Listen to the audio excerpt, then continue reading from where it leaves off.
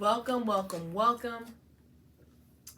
You know what time it is, a concise guide to Mashava. We have this wonderful book from Koran Pub, written by the great Rabbi Adin, even Israel Steinsaltz, a lover of his Jewish people, and made this series, excuse me, to teach the whys of what a lot of what you're doing, what his Jewish people are doing in Judaism, why you're doing it, a little bit how to do it, a nice introduction if maybe you've just been doing things by rote or you didn't even know what things were. So if you're a Jew and you're new to Judaism, I highly recommend this set.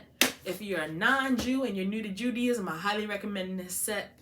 This man was dedicated to teaching his Jewish people what they're doing, why they're doing it, in order for them to have a greater love for Hashem. I'd like to dedicate this year to the memory of Rabbi Stephen Bernstein, my mother, Isa Elizabeth Roque, also Carolyn Jones. Who would you like to dedicate this year to? May their memories be for a blessing. Okay, so we're going to get into a segment called Love of God. So, oh, thank you, spin love of a cat. So love of God. So each day, thank you. So each day, religious Jews recite the verse, "You shall love the Lord your God," from Deuteronomy 6, verse 5. What does it mean to love God? How can we, Jews, he's talking to his fellow Jews, how can we experience this? How can we experience this feeling? How does love of God affect one's life? So to love God is to crave a connection with the Creator. Love of God comes through contemplation of all that He created and appreciation of God's greatness. Natural love of God lies concealed within every Jew. It does not need to be generated, but only to emerge from where it's hidden. One who loves God is happy, not confused, and this love can be gauged by how one prioritizes God over all else. So now we're going to get into the section. So this section is called, What is Love of God? So the love of God is yearning for Him. One soul is a spiritual rather than material entity. Therefore, it yearns for that from which it benefits and which brings it strength. Love of God encompasses all areas of life. One who loves God will continue to serve Him and trust in Him even when it's difficult. So love of God is the soul being drawn toward God. But what is the love of God? Well, it's the yearning of the soul, its inclination toward the Creator, so that it can connect to His supernal light. All right, next idea. The soul is connected to God and is distinct from the body. Distinct from the body. Separate. That is, the soul is an immaterial spiritual entity. It is inclined toward that which is similar to it, that is, spiritual beings, naturally distances itself from that which is opposite to it, like physical entities. The Creator tied the soul to this coarse, unclean body that's full of darkness because He wanted to test the soul in its control of the body. Accordingly, He roused it to have compassion on the body and to bring benefit to it for the good of the partnership and the connection that was generated between them from the outset. The next idea, aren't these cool?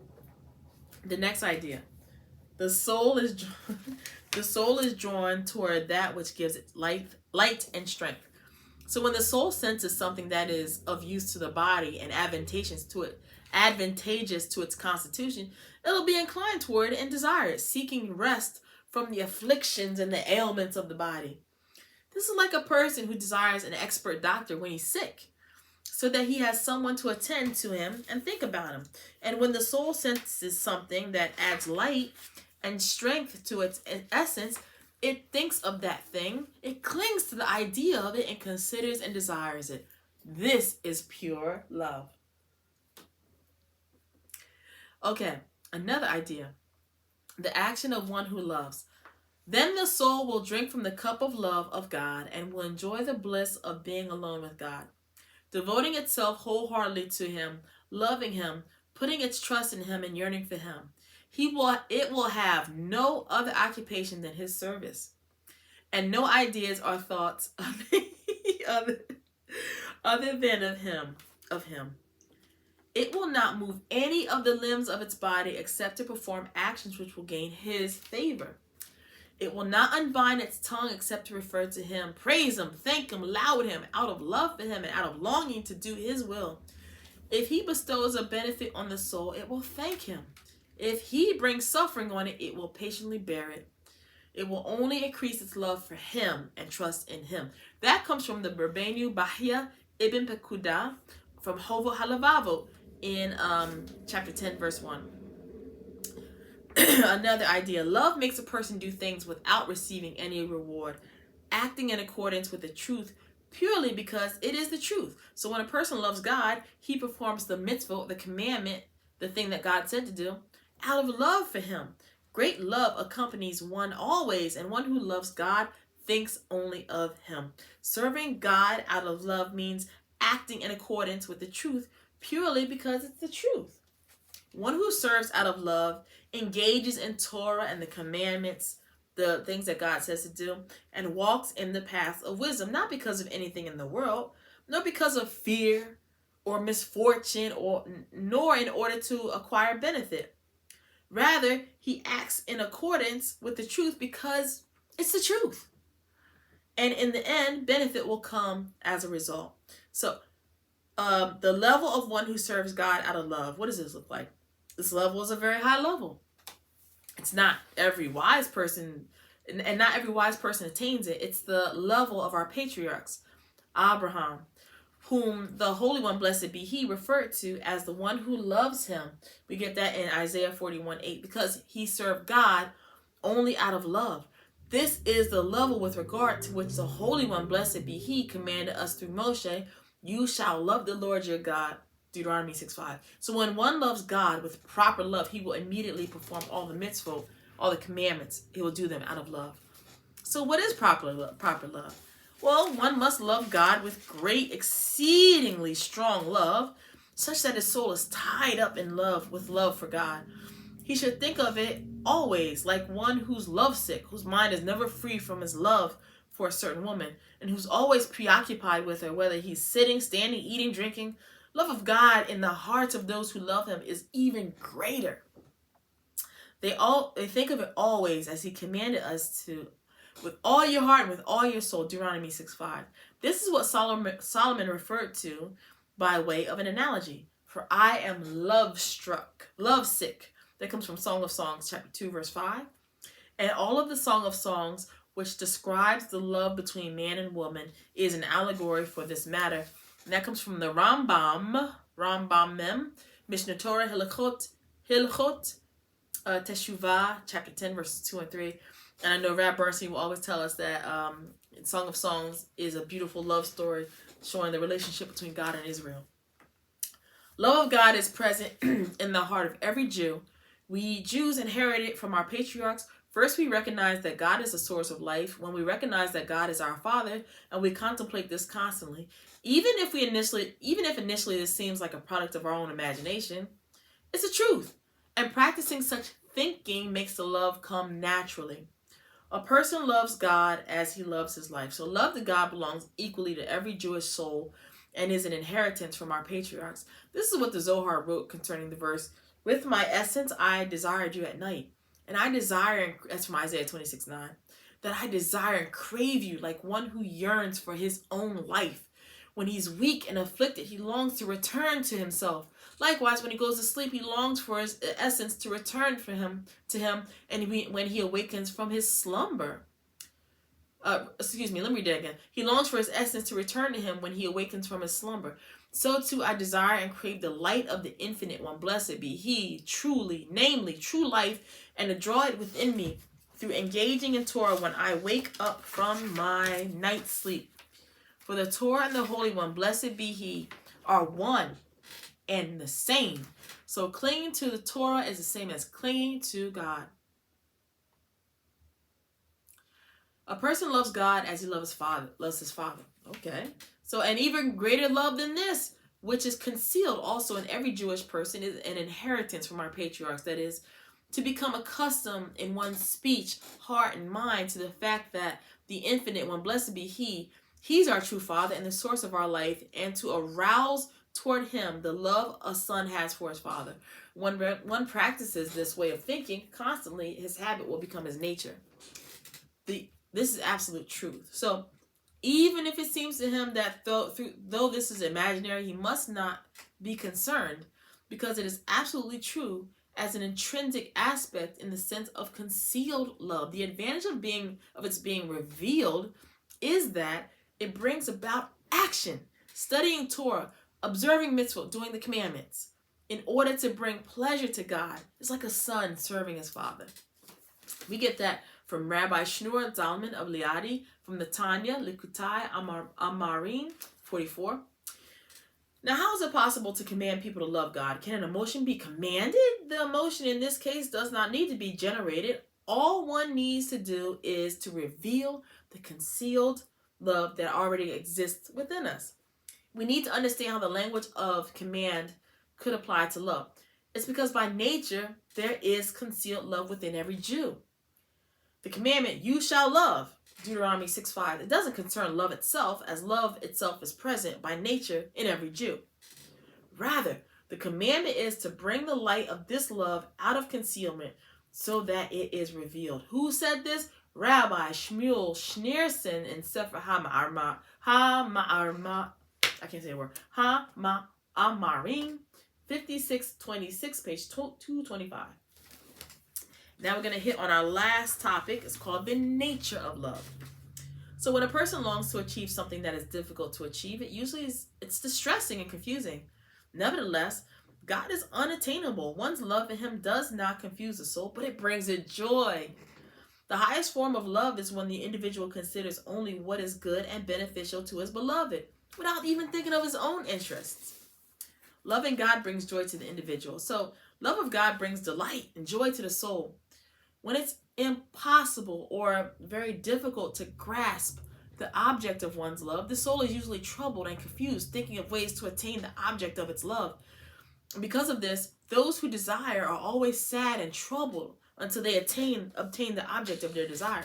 However, love of God, although he is impossible to grasp, neither troubles nor confuses the soul. Rather, the soul will rejoice and delight and derive great pleasure from the small measure that he grasps.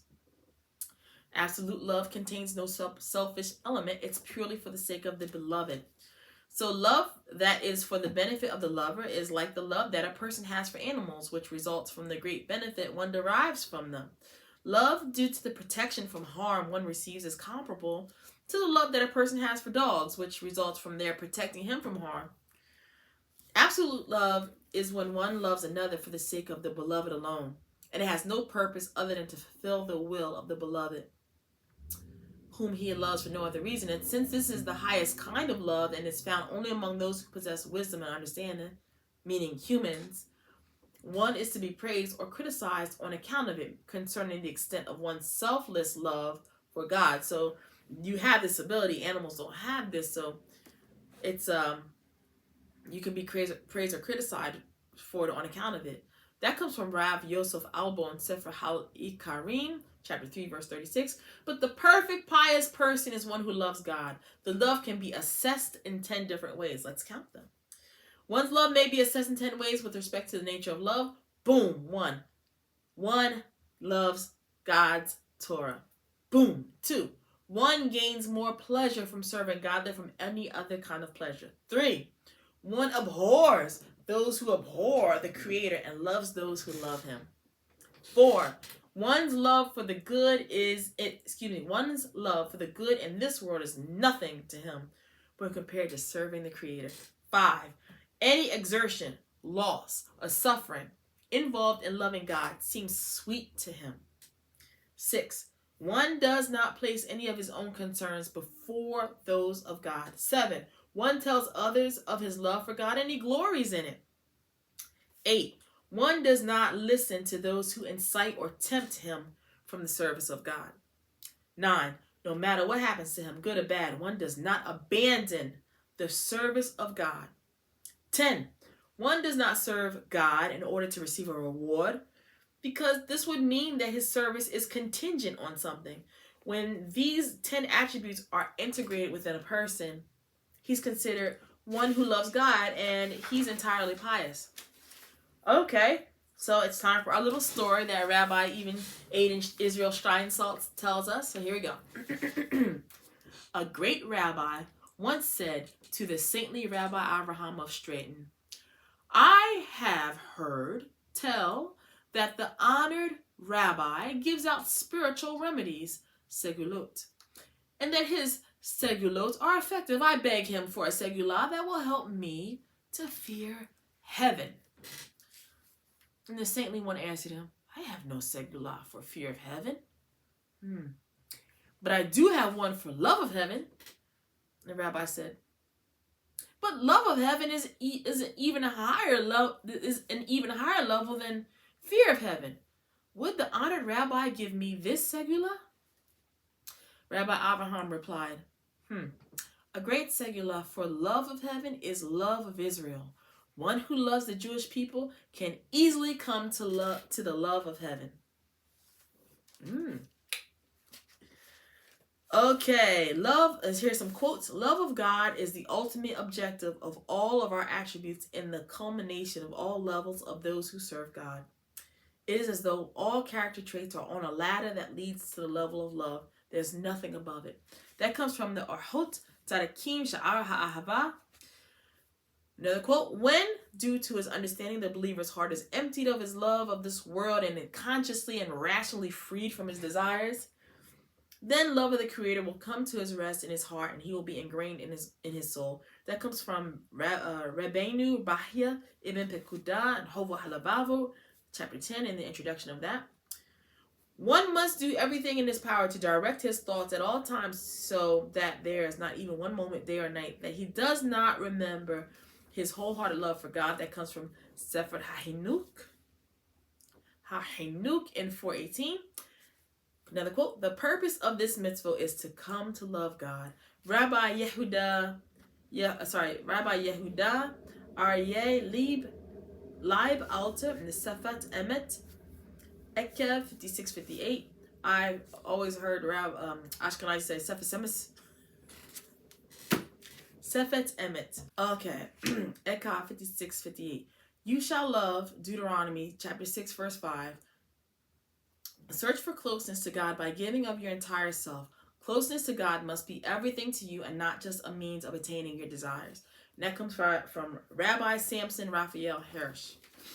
Okay, so that is our love of God portion from this wonderful book, Concise Guide to Mashava, which is called An Overview of Jewish Philosophy. I would say this is a wonderful book of different concepts in Judaism and how the sages think about them. And what I like about Judaism, as opposed to even though Christianity is from Jews, we lost a lot of the heritage, and unfortunately, I think there's many parts of the Christianity that do kind of have this, but for those that are Protestant, we have no understanding of leaning on the understanding of our leadership and how they thought about things first before we jumped in and said our piece. Now many times people just want to say what they have to say about something and they don't quote the sages. And that's what I love about Israel. This man, as great as he is for the contributions he's made to humanity, writes this book and these different ideas and concepts that are in Judaism, and it's quoting other people while he's looking for his explanations. And I love Israel for that. So it's like, I don't have to make up nothing. All I do, that's why you see me reading all the time. I'm either reading my notes from Rabbi Bernstein or I'm reading a book. I'm not saying nothing out of myself. Maybe I'll ad-lib a little bit, but I love that. I don't have to be a genius. I just got to be able to be humble to see what Israel says about these matters. So I love this. I highly recommend this book and this set. You can get it from Koren Pub. Remember, this gentleman here, lover of his people, and wanted so much to spread understanding from his people. I have a lot of stuff. You probably I have some books from him. If you have the Talmud, the Steinsaltz Talmud, that's from him. So I'll be sharing some more of his stuff at another time. But thank you so much for joining, and I will see you next time.